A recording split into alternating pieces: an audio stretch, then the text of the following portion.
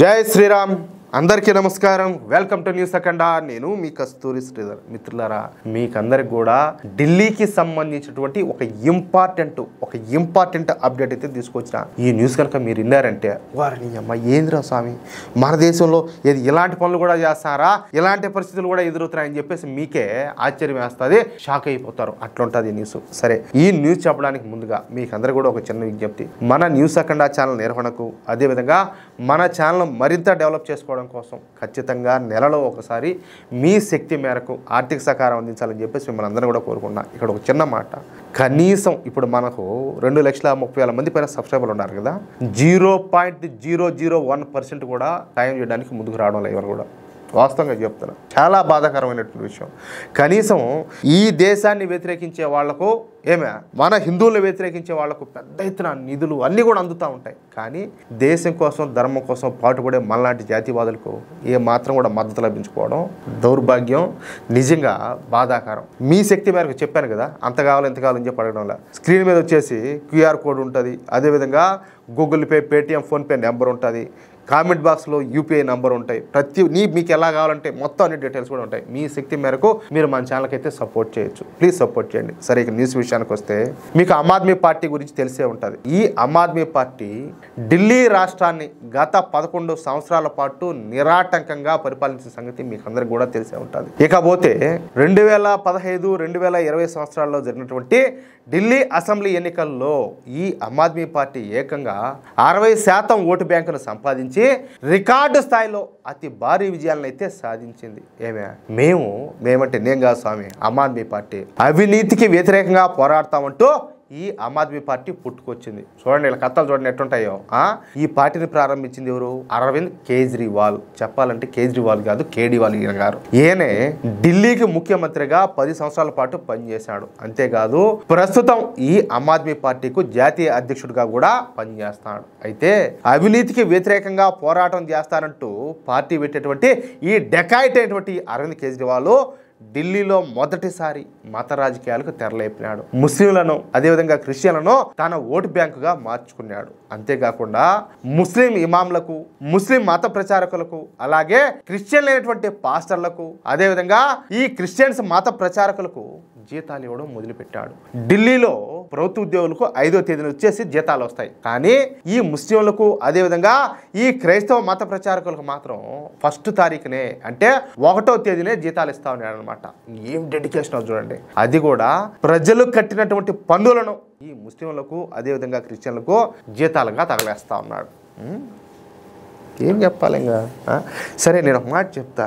ఇప్పుడు హిందువులకు సంబంధించినటువంటి దేవాలయాలు ఉంటాయి, వాటిని వచ్చేసి ఎండోమెంట్ పరిధిలోకి తీసుకుంటారు. సరే, అక్కడ వచ్చినటువంటి హుండీ ఆదాయం అంతా కూడా ప్రభుత్వాలకు పోతుంది. ఇక్కడ ఏం జరుగుతుందంటే, ఆ హుండీ ఆదాయం అంటే ఆ దేవాలయానికి వచ్చిన ఆదాయాన్ని ఆ దేవాలయం కోసం ఖర్చు చేయకుండా, లేకపోతే ధర్మ ప్రచారానికో ధర్మ కోసం ఖర్చు చేయకుండా, దాంట్లో కూడా ఆ డబ్బుల్లో కూడా ప్రభుత్వాలు దొబ్బుకుంటాయి. దొబ్బుకోవడమే కాదు, వాటిల్ని తీసుకుపోయి ఈ పక్కన వాళ్ళందరికీ పందారం పంచినట్టు పంచుతూ ఉంటారు, ప్రసాదం పంచినట్టు. ఇప్పుడు దేవాలయాల వల్ల నలుగురు బతుకుతూ ఉంటారు.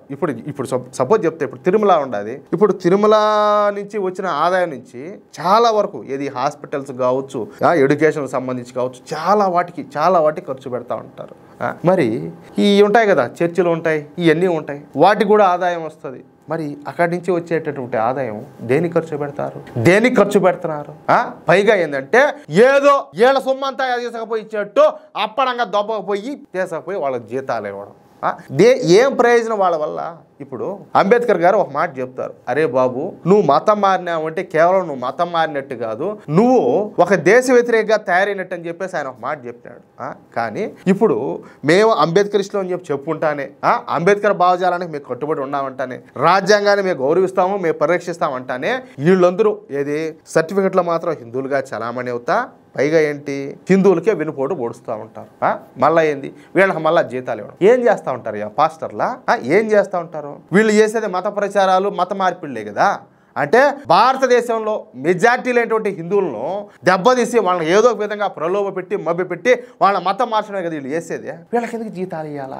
ఎందుకు జీతాలు ఇవ్వాలా వాళ్ళకు అంటాలే? ఏ చర్చిల్లో దర్శనం బాగా రావడం లేదా అంటాలే? ఏంది ఇదంతా కూడా దరిద్రంగా ఇట్టా పనులన్నీ కూడా చేస్తా ఉన్నాడు ఈ డెకాయిట్ అయ్యేటువంటి కేజ్రీవాల్. అంటే ఢిల్లీలో కష్టపడి చెమటోడ్చి సంపాదించి హిందువులంతా కూడా పనులు కడతా ఉంటే ఈ పనికిమాలినోడు వీడు మాత్రం ఆ డబ్బును తీసుకుపోయి వీళ్ళందరూ కూడా దొబ్బ పెడతా ఉన్నాడు. అది పరిస్థితి. తద్వారా ఏంటంటే ముస్లింలు క్రిస్టియన్లను ఓటు బ్యాంకుగా మార్చుకుని కాలం అయితే గడుపుతా ఉన్నాడు, అధికారం అయితే సెలాయిస్తా ఉన్నాడు. అంతేకాకుండా ఢిల్లీలో ఈ అరవింద్ కేజ్రీవాల్ సామాజిక వర్గానికి చెందిన వాళ్ళు 10% ఉంటారు. ఇక వాళ్ళలో కులగజ్జలు రేపి వాళ్లను తన ఓటు బ్యాంకుగా చేసుకుని అరవింద్ కేజ్రీవాల్ ఎన్నికల్లో గెలవడం స్టార్ట్ చేశాడు. ఈ దారుణాలన్నీ కూడా ఇంతటితో ఆగల. ముస్లింలకు క్రిస్టియన్లకు ఏదో విధంగా మరింత సాయం చేయాలని చెప్పేసి ఈ అరవింద్ కేజ్రీవాల్ అయితే భావించాడు. ముఖ్యంగా అక్రమ వలసదారులకు సాయం చేసి వాళ్ళను ఓటు బ్యాంకుగా మార్చుకోవాలని చెప్పేసి భావించాడు. చూడండి, ఎవరిని అక్రమ వలసదారులకు సాయం చేసేది, వాళ్ళని కూడా ఓటు బ్యాంకుగా మార్చుకునేది. అంతే. ఇక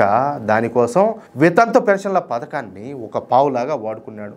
ఢిల్లీలో ఈ వితంత పెన్షన్లో దాదాపుగా 5,000 వరకు ఇస్తారన్నమాట. 5,000 రూపాయలు. ఒక అక్రమ వలసదారుడు కుటుంబానికి 5,000 ఇచ్చారనుకో, అది వాళ్ళకి పండగ అని చెప్పుకోవచ్చు. కూర్చోబెట్టి 5,000 ఇటువంటి ఏంది? పైగా ఏంటంటే వాళ్ళకి ration card, Aadhaar card, voter card అన్నీ ఉంటాయి. వాళ్ళకి రేషన్ వస్తుంది, ఫ్రీ మెడికల్, ఫ్రీ ఎడ్యుకేషన్. అంటే వాళ్ళు చదువుకుంటే ఇన్ని ఉండేటప్పుడు మళ్ళీ పెన్షన్ పెడితే వాళ్ళకి మళ్ళీ 5,000 కూర్చోబెట్టి సాగినట్టు కదంటే స్వామిలందరినీ కూడా. అసలు వాళ్ళు తమ జీవితంలో 5,000 రూపాయలు చూసి ఉండరు. అవునా కాదా? అంటే ఇక తమ జీవితకాలం మొత్తం కూడా ఈ అరవింద్ కేజ్రీవాల్కే ఓటేస్తారన్నమాట. ఎందుకంటే ఫ్రీగా డబ్బులు వస్తుంది కదా. అందుకే ఈ వితంత పెన్షన్ల పథకాన్ని ఈ అక్రమ వలసదారులకు ఇవ్వాలని చెప్పేసి ఈ డెకాయిట్ అయినటువంటి అరవింద్ కేజ్రీవాల్ నిర్ణయించుకున్నాడు. నిజానికి ఢిల్లీలో మొత్తంగా 3.81 లక్షల మంది మహిళలకు ఈ వితంత పెన్షన్లు అయితే ఇస్తా వస్తున్నారన్నమాట. అయితే ఇప్పటి వరకు భారతీయ జనతా పార్టీ చేసినటువంటి సర్వేలో ఈ 3.81 లక్షల మంది వితంత పెన్షన్లు తీసుకుంటున్నటువంటి వాళ్ళలో 83,000 మంది అర్హత లేనటువంటి ఫేక్ ముండమోపులు అంట. చూడండి, అంటే మీకు అర్థమైంది కదా, వితంత పెన్షన్లు ఇస్తారు. వాళ్ళలో 83,000 మంది ఫేక్ అనమాట. ఇంకేం చెప్పాలా అంటే ఈ 83,000 మంది మహిళల భర్తలు పాణవుతోనే ఉండాలి. పాణవుతూ ఉండి కూడా వాళ్ళు వితంత పింఛన్ తీసుకుంటారు. ఏం మాట్లాడాలి చూడండి. అయినప్పటికీ కూడా అప్పటి అరవింద్ కేజ్రీవాల్ ప్రభుత్వం ఉద్దేశపూర్వకంగానే కావాలనే ఈ 83,000 మంది మహిళలకు ఈ వితంత పెన్షన్లు అందిస్తా వాళ్ళను తమ ఓటు బ్యాంకుగా మార్చుకున్నాడు. ఈ విధంగా 1 సంవత్సరమో 2 సంవత్సరాలు కాదు, గత 9 సంవత్సరాల నుంచి ఈ డెకాయిట్ గాడైనటువంటి ఈ అరవింద్ కేజ్రీవాల్ ఇదే విధంగా ఆ 83,000 మందికి ఈ వితంత పెన్షన్లు ఇస్తా వాళ్ళ చేత అయితే ఓట్లు ఎంచుకున్నాడు. అయితే ఈ వితంత పెన్షన్ల మీద అనుమానం వచ్చినటువంటి ఢిల్లీ బీజేపీ శాఖ ప్రైవేటుగా జరిపినటువంటి ఇన్వెస్టిగేషన్లో ఈ విషయాలన్నీ కూడా వెలుగులోకి వచ్చాయి.